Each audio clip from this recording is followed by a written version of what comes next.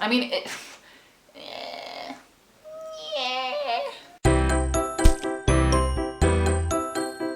Hello world, welcome back to another video. So today's video is called February Wrap Up, but in reality, I'm just going to be talking about Harry Potter because that's all I read in February. As you may know, because I did an announcement video earlier, I always reread the entire Harry Potter series in February, and the reason I do it then is because of a readathon, a Harry Potter readathon I participated in a couple of years ago, and I've just kind of stuck to those dates. So each year I alternate between reading them in Dutch and reading them in English, and this year it was English. I haven't read them in English as much as I have in Dutch, because I didn't own them in English until a couple of years ago.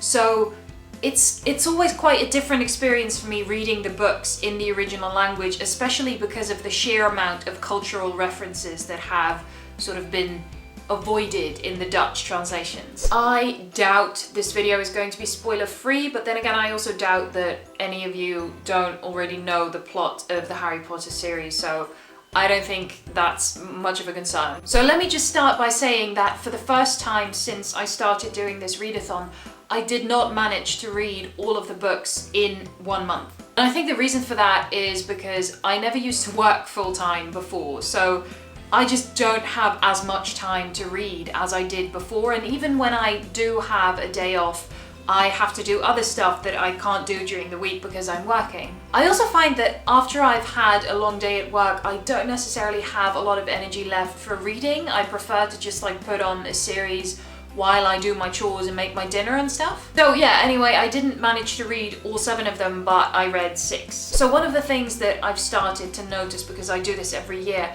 is that every year another one of the books is my favorite, and I think this year it was the 5th book, which is quite unusual because that's the book that I've always liked the least. There's so much going on, and there is so much, you know, stress and pressure and anxiety and teenage angst going on that it just used to give me a headache always. Every time the 5th book would give me headaches, but this time around I really enjoyed it. I really found myself appreciating kind of the more subtle things going on in the book as well. I'm also a bit sad to admit to myself that the 1st and the 2nd probably as well books just don't really do anything for me anymore. Especially the 1st one is really a children's book, and I mean, I love it for nostalgic reasons, and I probably always will love it for nostalgic reasons, but as a book, it just doesn't really float my boat. I was also surprised, I mean, I know the 1st book is quite short, by far the shortest of the series, but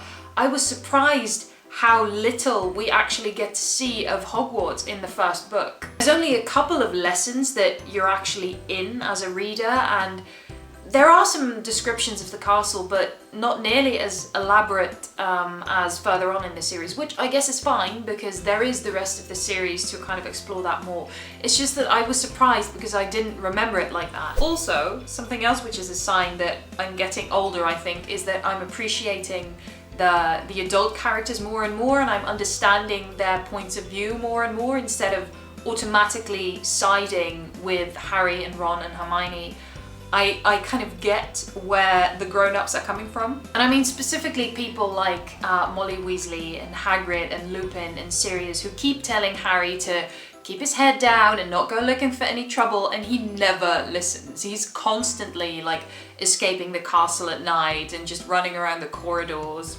But I do also like how the books, and probably the films as well if I remember correctly, address this issue, because in the books Harry says to Molly, you know, I like a quiet life, and I think in the films he says something to Professor McGonagall like, why is it always you three? And he says something like, I've been asking myself the same question, stuff like that. I like how that sort of meta thing is put in there and addresses the issue that's probably on everybody's mind. Definitely all of the adults are thinking it. But on the other hand, speaking of Molly Weasley, and I'm just gonna go into that even though I didn't read the 7th book in February, I'm not gonna save that for my next wrap up. I really don't like how everybody knows that Harry and Ron and Hermione have been given this mission by Dumbledore, and they don't know what it is, but they know that it's important and they know that it's gonna help defeat Voldemort. But Molly is like actively trying to stop them from preparing. And she's using Bill and Fleur's wedding to do this. She's making them all do all kinds of chores and work really hard and work separately from each other so that they don't get a chance to talk about their plans. And from like a worried mother point of view, I sort of understand why she would do that. Like, I understand why she doesn't like the idea of 3 teenagers running off and doing God knows what, because she doesn't know what their mission is. But on the other hand, I think her point of view on that is really short-sighted. I think she's really inadvertently probably, but still putting them in danger, because she doesn't allow them to prepare and she doesn't allow them to talk over their plans, and that's really dumb. Like, she knows that they're gonna have to go eventually and they're going to have to do whatever it is that they have to do, and she just doesn't allow them any preparation time, which is stupid. I cannot stress this enough. This keeps bothering me every time I reread the series.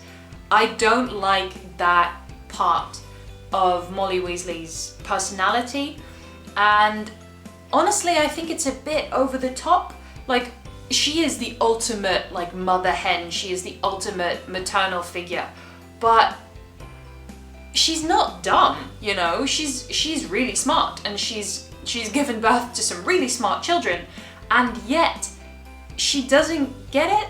I don't know, I'm having a hard time putting this into words, but I don't like it. Something that I do like a lot, and that I think was kind of ruined, or at least not given enough attention in the films, is the sheer amount of kind of side characters and their additions to the story. And I understand why in a film that's not convenient and it's easier to just focus on the main characters, but I really love the amount of detail. You know, all these characters have wonderful names, and they all, like, it's really vivid, and it makes it very real, because obviously in the real world there are tons of people who are involved in something, you know. Everything is complex, and I like how that is a part of the books as well.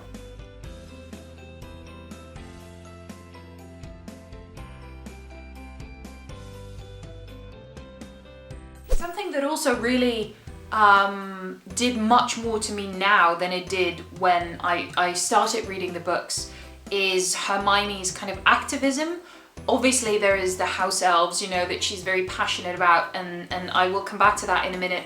But there's also a lot of other stuff that she just is constantly like quietly commenting on, and now that I am much more aware of such issues in the real world, it really affects me much more. So about the house elves, one thing that I really don't like is that, because the whole thing is that Hermione wants them to be free and wants them to have rights and kind of, you know, emancipate them.